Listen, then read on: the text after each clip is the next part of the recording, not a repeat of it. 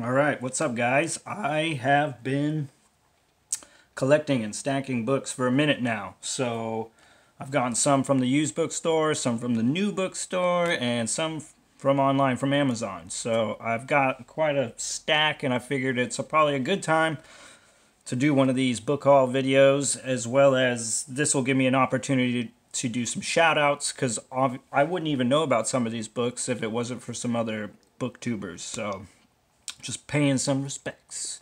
So let's get into it. Yeah. First, I got this is The Knight of the Swords, and it's a Michael Moorcock book. This is the first book in the Quorum series. Now, I don't know a lot about the Quorum series, but I do know that it's part of the Eternal Champions that Michael Moorcock has going. Most people know him for his Elric stuff. I wanted to get into Michael Moorcock because I'm a big fan of grimdark fantasy, and I'm always interested in its roots. And just kind of like reading The Black Company with Glenn Cook, I wanted to dive into some Michael Moorcock. So gonna be getting into this sometime. All these are just no particular order. Don't even know when I'm gonna get around to reading them, but these are now, to be reads, I guess. So next, I got, boom, Dune. Continuing the Dune saga. I made a commitment, and so I'm trying not to be a liar. Said I was going to read the next two books, so this is the next one, Dune Messiah, which, is almost like, it's almost everybody you talk to, this is like, they say that will be the weakest book in the series. It's really just like a book, like kind of a bridge between books. There's even an introduction in here by Brian Herbert, Frank Herbert's son, talking about the bad reception of this book. Either way, man, I'm going to get into it. I want to continue the saga, at least through to Children of the Dune. So, pick that up. Next is The Monster of Elland, and now this is definitely going to get a shout out. So this, I found out about this book from a channel called Bonnie Vanner Writes. I'll put these channels in the description. I feel like she's got a channel that's great. It's got great content. She does good book reviews as well as does some like writing breakdowns. I feel like people are sleeping on her channel, so we'll give her a big old shout out. I don't really know a lot about it except for the way she described it. It sounded dark. It sounded like there was like fantasy, and there was like pollution and stuff up like in the north, frozen. I'm from Alaska, so I mean I started already imagining things just as she was describing it. It's supposed to be just a quick, pretty like gothic horror fantasy read. So I'm interested in getting into this. Next I got The Strange Case of Dr. Jekyll and Mr. Hyde.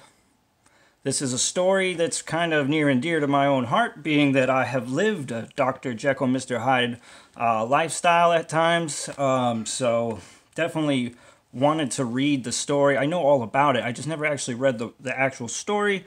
Don't know if I'll review it on here, because sometimes older literature, books, stuff, it's not always, they might be short, reads, but doesn't necessarily mean that they're easy. You know what I mean? Like a struggling reader might have a hard time with just the way that older writers describe stuff and whatnot. So I'm going to read it, but I don't know if I'll review it. But either way, something I picked up. Next, I got Ubik by Philip K. Dick. Now, this is a book I'm really interested in. I really love like the films that were brought out of Philip K. Dick's book, like Blade Runner and Scanner Darkly and stuff. I haven't seen A Man in the High Castle show, but I've heard good things. Anyway, this is supposed to be a pretty like kind of a mind fuck kind of book. It's funny because it was written, I think, in the 60s, and it takes place in the future. But the future is the 90s. But there's like telepaths and other stuff in here, as well as this substance, Ubik. So, it just sounds crazy and weird and right up my alley. If you know me, I love weird and I love dark. So this is, looking forward to getting into this. Also, like I said, don't know if I'll review it on the channel, but definitely something I'm interested in. And then, boom, another Philip K. Dick book, A Scanner Darkly, kind of like I've seen the movie with Keanu Reeves and Robert Downey Jr., Woody Harrelson, Winona Ryder.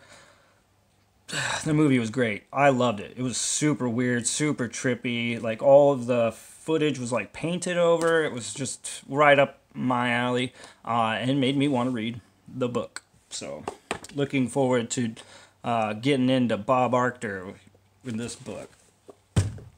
Next, we have Stephen King's The Long Walk. I guess this is actually when he wrote it as the Richard Bachman. This book's going to get a big old shout out to my buddy David at David's Book Reviews. I've had a lot of fun since I started this channel talking with David. He's a great guy, and I'm big supporter of his channel, and he did a review on this book, The Long Walk, and when I was listening to his review, man, I started seeing just scenes of this book, and it was dark, gritty, and right up my alley. And I've been looking to get into Stephen King, and I feel like this is gonna be the one. I'm hoping. Anyway, check out David's book reviews. He does honest, spoiler-free book reviews. He's got a great voice. He's a friendly dude. Check him out. Next, I got The Ballad of Black Tom. So this is supposed to be kind of like a retelling of H.P. Lovecraft's A Horror at Red Hook, but like basically a retelling and through the eyes of a black man. I'm extremely excited about this book, and I am definitely going to be reviewing it one way or the other. Because I feel like even if this is going to be a hang-up for struggling readers, it's not going to be an issue for slow readers. So by all means, boom, we're going to be getting into this one. And bam, next one, Trail of Lightning. Now this one gets a shout out to David Decero, I believe his name is. If I get your name wrong, brother, I'm sorry. I'll put his channel in the description. He did a great review about this book, spoiler free, and it sounded like it was just right up my alley. It sounds like it's a kind of post-apocalyptic world. You have this, the protagonist, the girl is, you have a lot of like Native American folklore and stuff in here. This is just super intriguing to me. This is a series as well. Not only that, I felt like one thing that intrigued me about this book is that I've heard people say it was a YA book. And then I believe even the author herself has said, no, it's an adult science fiction book, but if, you know, young adults like it, awesome. Either way, I really want to read it because I want to kind of maybe get through that and peel that back and say, like, look, man, this is obviously an adult novel. So I'm really looking forward to getting to that. Please go and check out David's channel. I'll put it in the description. Next, I got Clockwork Orange. Anthony Burgess. So I've seen the movie when I was a kid, and it was very shocking, and I guess changed how I viewed certain things in the, you know, when it come to films. Stanley Kubrick, you know what I mean? Whether you loved the film or not, I mean, man, I don't know, man, it's pretty amazing to me. It definitely, it made me feel a multitude of feelings, you know, good and bad, and I applaud him for that. So I'm kind of looking for that same thing in this book. I know that it follows Alex. He's like a teenager, and he's a rather nasty teenager. He's up for a bit of the ultra violence. And this book is kind of some foreshadowing as well, because I love the Broken Empire trilogy, and I know that Jorg was somewhat...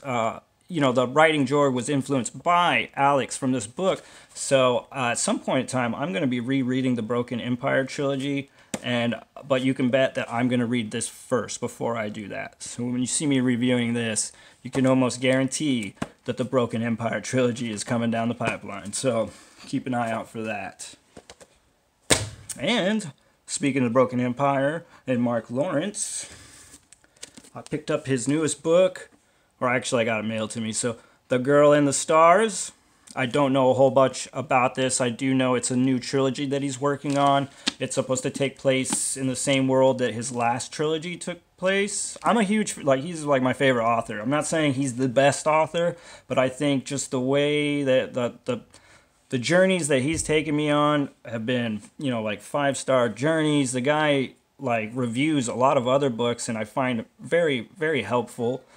Just a all around good dude from what I can see. So I'm excited to get into this. I know that like his stuff has gotten lighter from, you know, Prince of Thorns and all that. That's his darkest stuff for sure, and that's what I like. But I don't want to be afraid anymore to tap into some of his lighter toned stuff, because I just really appreciate him as an author. So I'm gonna be checking that out. And then boom, I got The Black Company Omnibus. So this is the 3 books, the Northern Campaign or the Northern Wars or whatever. I've already read the first one, so I got 2 more to go in here. I actually have like just the Black Company little book that I bought. After I bought it, I was like, I should have bought the Omnibus. So I did. I actually found this at a used bookstore. Saved myself quite a bit of money by buying it there. It's in great condition, and I'm excited to continue this journey. So excited that my next book, boom, Black Company again, The Books of the South. So I got plenty of Black Company material. Like I said, this, after reading the first book, it was a series that I know it's a lot of books, and I know it's like an epic, you know, military fan. I'm super willing to sign up for that. So obviously I got the books. I don't know how soon I'm going to be getting into them, and when I do read one, how soon after that will I be reading the next? I don't know yet. So, but at least I got them. They're on deck. You know what I mean? I will be looking into getting into them. So that's. I have some other stuff coming in the mail, but I just, you know, today I wanted to do this. I wanted to give some shout outs. Also, as far as I was talking about Mark Lawrence, I want to give a shout out to a guy named Gregory. I think it's Gregory LaPerche or LaPerche. Sorry if I murdered your name, brother. He's got a channel. He did like all 3 books of the Broken Empire. He did like spoiler-free reviews, and then he also did like spoiler reviews of those books. So please go check out his channel. I'll put that in the description as well. Also, be on the lookout, because I will be uploading my review on The Armored Saint. It's a book that I got at the newer bookstore, and I fell in love with. You'll see when you see the review. Really liked it. And I'm currently reading Annihilation. This is a book by Jeff Vandermeer. I actually watched the movie with Natalie Portman, and I loved it. I love that movie a lot. So, and I'm enjoying this book a lot too right now. So look out for those. So yeah, and then also another thing I wanted to throw out there or just talk about is today when I woke up, I saw this little deal on the internet, and it said that Ian Holm had passed away from Parkinson's. Now, this hit me on a couple levels. For one, I really enjoyed the actor's work. Also, I had personally seen someone pass from Parkinson's, my grandfather. It's not a lot of fun. So I send my condolences, you know, out to his family and his loved ones.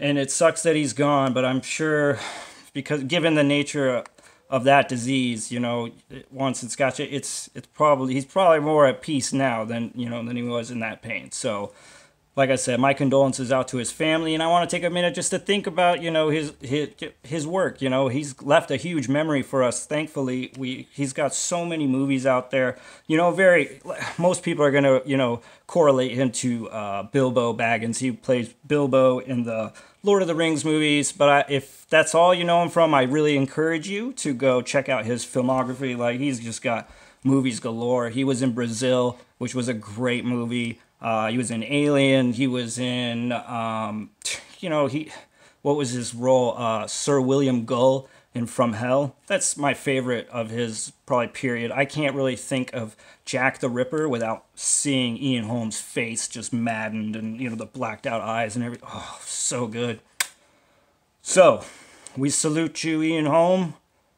Good luck wherever you end up, because I don't know much about that stuff. But either way, man, I really appreciated all the good work that you put out there, and we're gonna miss you. So, anyway, thanks, guys.